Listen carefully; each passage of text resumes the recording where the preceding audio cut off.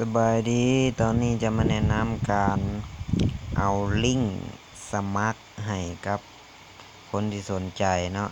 ทมิดก็เข้าไปเพจคิวเลยเข้ามาแล้วก็เลื่อนลงมานี่เนาะมันจะอยู่ลุ่มของยอดเงินเฮาเนาะอยู่ลุ่มยอดเงินหรือว่ายอดคิวของเฮาตัวนี้เนาะ referral link นี่บ่ต้องห่วงเนาะสำหรับไผที่ว่าอันบ่ถนัดภาษาอังกฤษปานใดก็มันจะมีแปลเนาะเข้ามาสมิดมันจะให้เฮาเลือกแปลภาษาแต่อันนี้บ่ได้กดแปลเดี๋ยวเธอหน้าจะกดแปลเบิ่งเนาะ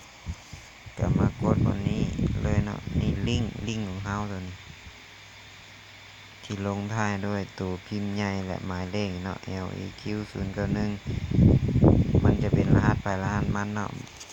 อันนี้เป็น091คนที่91ส่วนภายที่สมัครช่วงหลังๆนี่ก็จะอยู่ใน800หรือว่า900นี่แหละ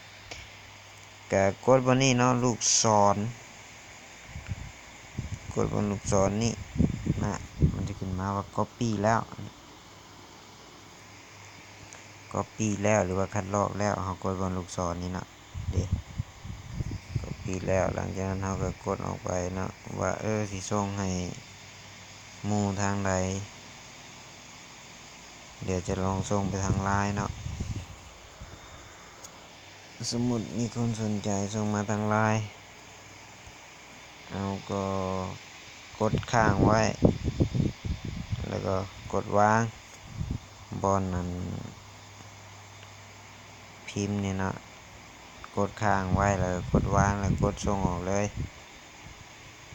ตอนนี้บ่ยากเลย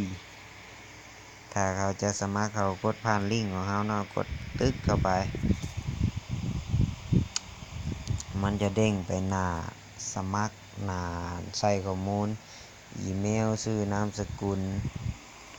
แล้วก็ที่อยู่เลขบัตรประชาชนอย่างหลายๆอย่าง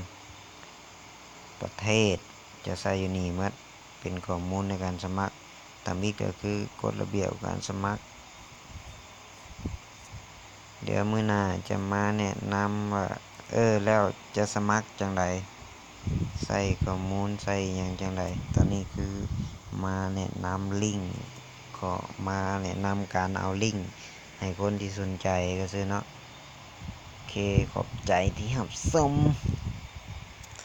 ฝากกดไลค์กดแชร์ให้หมู่เพื่อนของเจ้าเด้อเพื่อว่าเขาสนใจโอเคก็ขอบใจ